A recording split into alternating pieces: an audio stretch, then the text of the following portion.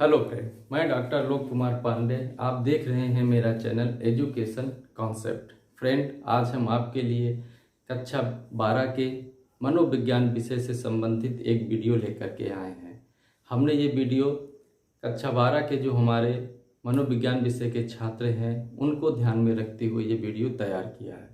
तो उनके अध्याय पहले से हमने जो उनका चैप्टर है, आप देख रहे हैं व्यवहार का दैहिक आधार, इस चैप्टर से हमने जो ग्रंथियों का टॉपिक है उसको हमने आज लिया है, जिस पर हम आज यहाँ डिस्कशन करेंगे।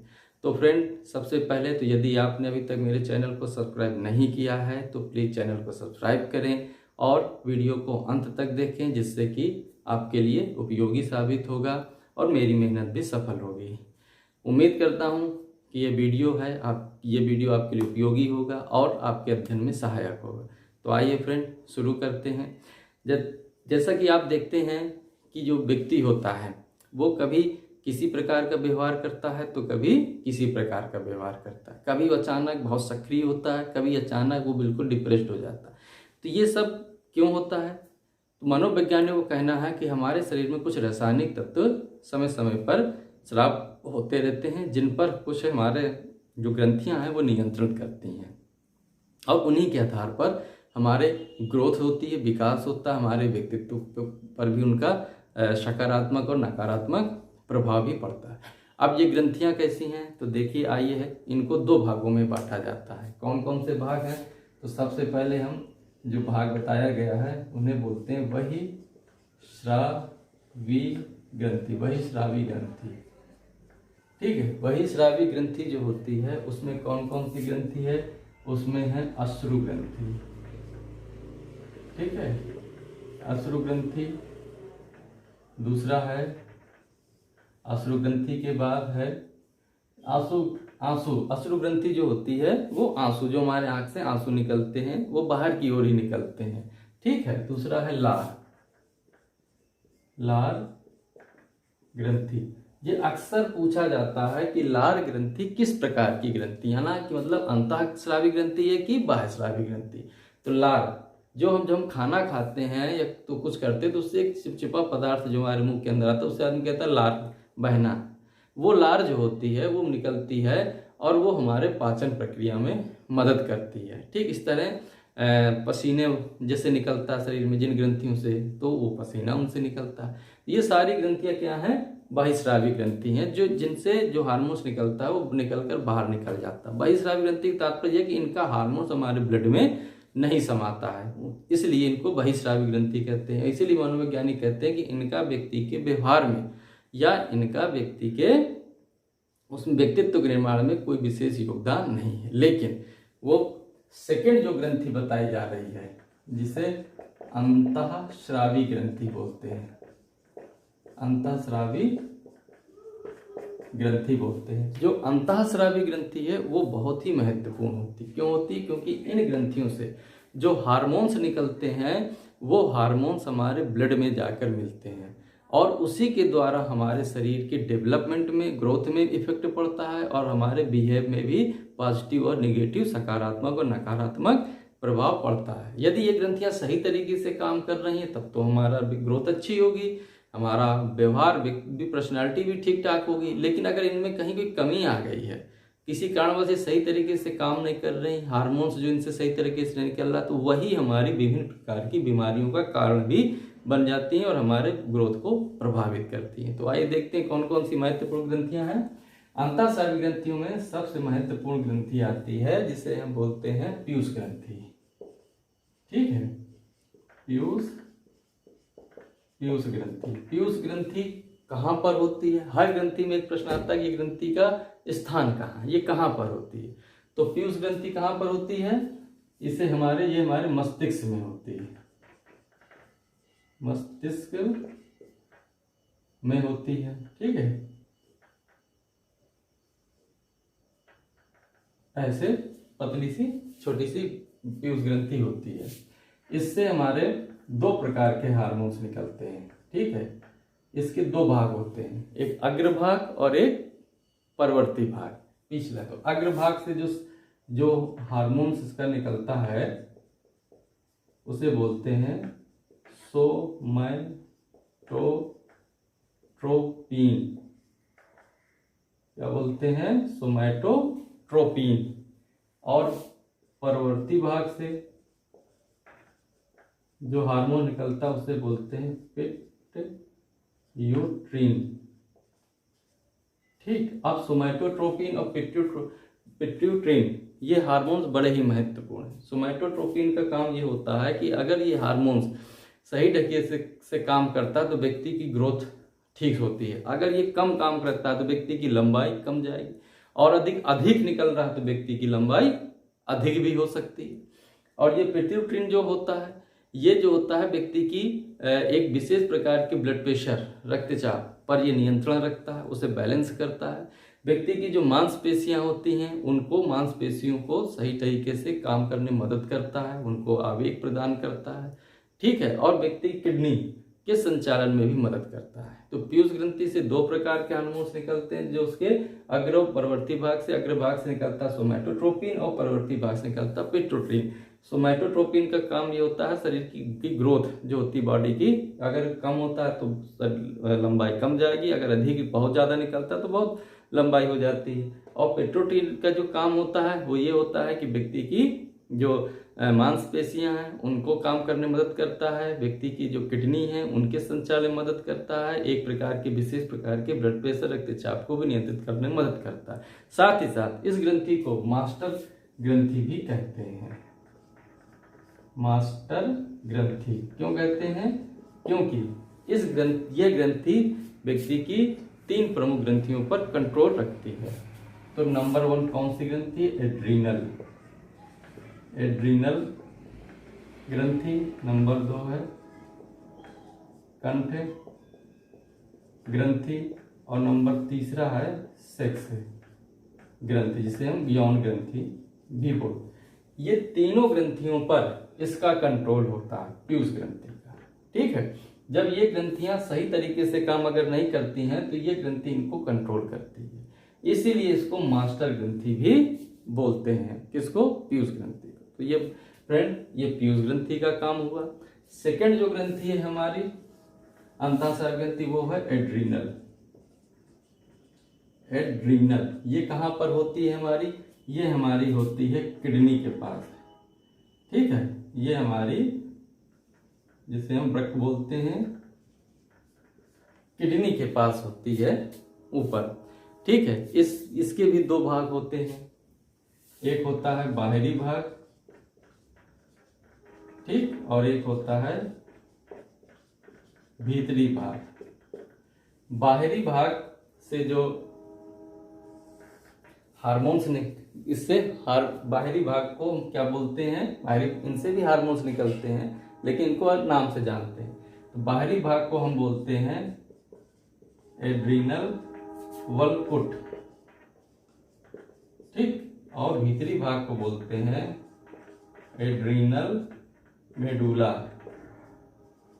ठीक, अब एड्रीनल वल्कुट और एड्रीनल मेडुला एड्रीनल ग्रंथि के बाहरी और भीतरी भाग हैं, एड्रीनल वल्कुट और एड्रीनल मेडुला। अब इनसे भी जो हार्मोन्स निकलते हैं, तो कौन कौन से हार्मोन्स निकलते हैं? तो एड्रीनल जो वल्कुट है, इससे जो हार्मोन्स निकलता है उसे हम बोलते हैं कार्टिन नामक हार्मोन निकलता है एड्रीनल वल्कुट से। अब इस हार्मोन्स का भी बड़ा महत्वपूर्ण कार्य है। ये व्यक्ति की जो स्थितियां हैं उस पर जो है कार्टिन हार्मोन्स महत्वपूर्ण भूमिका निभाता है। अगर ये कम निकलने लगता है या इसमें कुछ समस्या आती है तो व्यक्ति में थकान आ जाती है, व्यक्ति में कभी कभी बेहोशी की स्थिति भी आ जाती है, इस तरह की समस्याएं आ जाती हैं, ये जो कार्टिन हार्मोन्स है। और एड्रीनल मेडुला से जो हार्मोन्स निकलता है उसे बोलते हैं एड्रीनालीन। मनोवैज्ञानिकों ने एड्रीनालीन को ज्यादा महत्वपूर्ण माना। क्यों माना है? क्योंकि ये जो है हमारी सांवेगिक अवस्था को नियंत्रित करता है, हमारी जो है इमोशनल बैलेंस, इमोशनल बैलेंस को ये मेंटेन करता है। ठीक है, कैसे करता है? जब हम भय, क्रोध जैसी विपरीत स्थितियों में होते हैं तो ये एड्रीनल मेड्यूला से एड्रीनालिन नामक हार्मोन का स्राव होता है और ये हमारे ब्लड में जाकर के मिल जाती है। तो भय, क्रोध जैसी आपात स्थितियों में हमको उस आपात स्थिति से सामंजस्य स्थापित करने में एड्रीनालिन हार्मोन्स मददगार साबित होता है। इसीलिए इस हार्मोन्स को आपात हार्मोन भी बोलते हैं। किसे? एड्रीनालिन को आपात हार्मोन्स भी बोलते हैं। तो देखिए फ्रेंड, ये जो हमारी एड्रीनल ग्रंथि है, जो हमारी किडनी के पास होती है, वृक्क के पास होती है, इसके दो भाग होते हैं, बाहरी भाग और भीतरी भाग। बाहरी भाग को हम एड्रीना वल्कुट कहते हैं, भीतरी भाग को हम एड्रीनल मेडुला कहते हैं। बाहरी भाग से एड्रीनल वल्कुट से जो हार्मोन्स निकलता है उसे कार्टिन बोलते हैं। ठीक है, और एड्रीनल मेडुला से जो भीतरी भाग से जो हार्मोन्स निकलता है उसे हम एड्रीनालिन बोलते हैं। एड्रीनालिन ज्यादा महत्वपूर्ण माना जाता है क्योंकि ये हमारे इमोशनल बैलेंस, जो सांवेगिक अवस्था है, इस पर नियंत्रण करता है। जब कभी आपात स्थितियां होती हैं, भय होता है, क्रोध होता है, टेंशन होता है, तो उस दौरान ये हार्मोन्स एड्रीनालिन निकल करके हमारे ब्लड में मिलता है, जिससे कि भय, क्रोध जैसी आपात स्थितियों के साथ हम सामंजस्य स्थापित करते हैं। इसीलिए इस हार्मोन्स को हम आपात हार्मोन्स, इमरजेंसी हार्मोन्स भी कहते हैं। अब आते हैं हम अगली ग्रंथि की ओर। ठीक है, जो हमारी अगली ग्रंथि है तीसरे नंबर की, वो है कंठ ग्रंथि। ठीक है, जिसे हम बोलते हैं थायराइड। थायराइड ग्रंथि जो होती है वो कहाँ पर होती है? तो वो जो होती है हमारे कंठ, गले के पास होती है थायराइड ग्रंथि। आपने सुना भी होगा कि थायराइड बढ़ गया, थायराइड की कमी है, थायराइड की बढ़ी है। इस ग्रंथि से जो हार्मोन्स निकलता है उससे वो होता है थायरॉक्सिन। थायरॉक्सिन जो होता है हार्मोन, इसका काम क्या होता है? इसका काम होता है हमारे ग्रोथ में, हमारे बॉडी के विकास में। बालक बचपन में अगर ये हार्मोन्स सही ढंग से काम नहीं कर रहा है तो उससे व्यक्ति की ग्रोथ प्रभावित हो जाती है। ठीक है, अगर ये हार्मोन्स अधिक स्राव हो रहा है तो ये ब्लड में जब जाकर के मिलता है तो व्यक्ति में रक्तचाप बढ़ता है। ठीक है, व्यक्ति का वजन धीरे धीरे कमने लगता है, चिड़चिड़ा हो जाता है, तमाम तरह की समस्या थायराइड में हो जाती है। आप देखते हैं कोई लोग बहुत ज़्यादा मोटे हो जाते हैं तो वो थायराइड हार्मोन्स की वजह से भी, उसमें डॉक्टर जाता है तुरंत थायराइड चेक करवाता है। बहुत ज़्यादा दुबले हो जाते हैं, बहुत समस्या, वजन कम जाता है, तो भी डॉक्टर कहता है थायराइड चेक कराइए, क्योंकि ये उसके ग्रोथ को बैलेंस करता है थायराइड। तो इसका काम क्या है? थायराइड कंठ ग्रंथि है, इससे कौन सा हार्मोन निकलता है? थायरॉक्सिन हार्मोन निकलता है। ये भी एक अंतःस्रावी ग्रंथियां है जो हमारे ब्लड में मिलता है और उसके बाद हमारा रिजल्ट देता है। अब हम जो अगली ग्रंथि की बात करते हैं, जो अगली ग्रंथि बहुत ही महत्वपूर्ण ग्रंथि, वो है पैंक्रियास। पैंक्रियास का नाम आपने सुना होगा। इसमें ये हमारे अमाशय, स्टोमक के पास होती है। ठीक है, पैंक्रियास में दो तरह की कोशिका पाई जाती हैं, एक बीटा कोशिका, ठीक है, और अल्फा कोशिका। अब देखिए, पैंक्रियास की जो बीटा कोशिका है, अल्फा कोशिका है, इनसे हार्मोन्स निकलते हैं। तो जो बीटा कोशिका है, इधर पर हम देख लेते हैं, पैंक्रियास हमारी ग्रंथि है, इसकी जो बीटा कोशिका है, बीटा कोशिका, इससे कौन सा हार्मोन्स निकलता है? इससे निकलता है इंसुलिन निकलता है। और अल्फा से, अल्फा कोशिका से कौन सा हार्मोन्स निकलता है? ग्लूकागोन,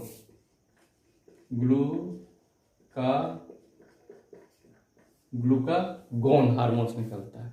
अब देखिए, इसका पैंक्रियास के बारे में हम आए दिन सुनते हैं। क्यों सुनते हैं? क्योंकि हम देखते हैं कि हर दूसरा तीसरा व्यक्ति वर्तमान में डायबिटीज का शिकार, जिसे शुगर बोलते हैं। तो शुगर क्यों होती है? उसकी वजह का कारण पैंक्रियास का ठीक ढंग से काम करना नहीं है। क्यों? क्योंकि ये जो हार्मोन्स है जो इसकी बीटा कोशिका से निकलता है, जिसे हम इंसुलिन बोलते हैं, ये देखिए लिखा है इंसुलिन, ये बहुत महत्वपूर्ण है। क्यों महत्वपूर्ण है? क्योंकि ये हमारे रक्त में जो शुगर है, चीनी की मात्रा है, उसको नियंत्रित करता है। ये ब्लड में चीनी की मात्रा का ऑक्सीकरण करता है, जिससे कि नियंत्रित होता है और हमको पर्याप्त ऊर्जा मिलती है, ग्लूकोज मिलता है। अगर ये सही ढंग से इंसुलिन नहीं निकल रहा है तो फिर क्या होगा? तो फिर इससे हमारी जो है स्थितियां खराब हो जाएंगी। जैसे अगर ये जो है इंसुलिन कम निकल रहा है, उससे क्या होगा कि हमारे रक्त में शुगर है उसका अच्छे से ऑक्सीकरण नहीं होगा और ब्लड में शुगर की मात्रा बढ़ जाएगी। ठीक है, और शुगर बढ़ जाने से आप जानते लोगों को चक्कर आने लगता है, ब्लड प्रेशर बढ़ जाता है ना, तमाम तरह, और ज़्यादा बढ़ जाए तो ब्रेन हैमरेज तक हो जाता है, दिमाग की नस तक फट जाती है। इस तरह की समस्याएं भी देखी गई हैं ब्लड प्रेशर जब बढ़ता है। ठीक है, फिर अगर ये कम निकलता है या अधिक निकलता है, कम निकलने में शुगर की मात्रा बढ़ गई क्योंकि ब्लड में ऑक्सीकरण नहीं हो रहा चीनी का। लेकिन अगर सपोज करिए कि ये अधिक निकलने लगा, मात्रा से अधिक बनने लगा इंसुलिन, तब क्या होगा? तब ये होगा कि ये हमारे ब्लड में जो शुगर की मात्रा है उसको अधिक ऑक्सीकरण करेगा और जो एक बैलेंस बना हुआ वो बिगड़ जाएगा और ब्लड में शुगर की कमी हो जाएगी, क्योंकि आवश्यकता से अधिक उसका ऑक्सीकरण कर रहा है। तो उससे क्या होगा कि व्यक्ति में आप देखते हो चक्कर आना, बेहोशी आना, अनिद्रा की शिकायत होना, ये भी आ जाता है ब्लड जब डाउन होने, शुगर जब डाउन होने लगती है। तो इस तरह इंसुलिन का काम है, जो कि पैंक्रियास नामक अंतःस्रावी ग्रंथि से उसकी बीटा कोशिका से इंसुलिन निकलता है। और इंसुलिन का काम क्या है? हमारे शरीर में शुगर की मात्रा को मेंटेन बनाए रखना। ठीक, तो इस तरह आपने देखा कि पैंक्रियास का क्या काम है। अब हम अगली ग्रंथि की ओर बढ़ते हैं, जिसको हम अगली ग्रंथि जो है हमारी वो है यौन ग्रंथि। यौन ग्रंथि, यौन ग्रंथि भी एक अंतःस्रावी ग्रंथियां हैं जो महिला और पुरुष में पाई जाती हैं। इससे व्यक्ति में प्रजनन संबंधी जो विकास होता है, भ्रूण का निर्माण होता है, उसमें मदद मिलती है। तो जो पुरुष की यौन ग्रंथि होती है उसे बोलते हैं अंड ग्रंथि, और जो महिला की होती है उसे डिंब ग्रंथि बोलते हैं। इनसे जो हार्मोन्स निकलता है, उस हार्मोन को, जो पुरुष की ग्रंथि से जो हार्मोन निकलता है उसे बोलते हैं एस्ट्रोजेंस, इसे बोलते हैं एंड्रोजेंस। पुरुष की जो ग्रंथि से हार्मोन्स निकलता है, जो पुरुष की अंड ग्रंथि, उसे एंड्रोजेंस बोलते हैं। और जो महिला की डिंब ग्रंथि है, इससे जो हार्मोन्स निकलता है उसको बोलते हैं एस्ट्रोजेंस। एंड्रोजेंस और एस्ट्रोजेंस ये हार्मोन्स जो निकलते हैं। इसके बाद इन हार्मोन्स को भी विभिन्न भागों में बांटा जाता है। ठीक है, ये जो पुरुष की एंड्रोजेंस हार्मोन्स है, ये व्यक्ति के गुणसूत्रों वगैरह के निर्माण में, यौन गुणों के निर्माण में मदद करता है। और जो एस्ट्रोजेंस है, जब ये महिला के ब्लड में मिलता है तो महिला संबंधी गुण विकसित होते हैं और साथ ही साथ उसके गर्भ का निर्माण होता है, जिससे भ्रूण का विकास होता है। इस तरह करके ये यौन ग्रंथियां काम करती हैं। तो फ्रेंड, आज आपने देखा कि हमारी जो अंतःस्रावी ग्रंथि और बहिःस्रावी ग्रंथियां हैं, ये हमारे व्यवहार को किस प्रकार से प्रभावित करती हैं। बहिःस्रावी जो ग्रंथि थी उसमें दो ग्रंथियों को प्रमुख रूप से बनाए, एक अश्रु ग्रंथि और लार ग्रंथि। ठीक है, बहिःस्रावी ग्रंथि हम उन्हें कहते हैं जिनका हार्मोन्स हमारे ब्लड में नहीं मिलता है और बाहर से ही निकल जाता है। लेकिन अंतःस्रावी जो ग्रंथियां थी, जिन्हें मनोविज्ञान में महत्वपूर्ण माना है, जो हमारे डेवलपमेंट में महत्वपूर्ण भूमिका निभाती हैं, पीयूष ग्रंथि, एड्रीनल ग्रंथि, थायराइड ग्रंथि, पैंक्रियास, ये सारी ग्रंथियां हैं। इनसे जो विभिन्न प्रकार के हार्मोन्स निकलते हैं, ये हमारे बॉडी के ग्रोथ में महत्वपूर्ण भूमिका निभाते हैं। तो फ्रेंड, आज उम्मीद करते हैं कि आपको ये वीडियो पसंद आया होगा और ये जो एक प्रयास था आपके लिए कि जो आप इन अपने चैप्टर के जो टॉपिक है इसको अच्छे से समझ सकें, तो काफ़ी हद तक हम सफल हुए हैं, ऐसा हम उम्मीद कर सकते हैं। तो और ये भी उम्मीद करते हैं कि आपको ये पसंद भी आया होगा। तो इसको लाइक करना ना भूलें और चैनल को सब्सक्राइब करना ना भूलें, जिससे कि इसी तरह के जो नए नए वीडियो आपको मिलते हैं उसका नोटिफिकेशन आसानी से मिल जाए और आप अधिक से अधिक लाभ उठा सकें। थैंक यू, धन्यवाद।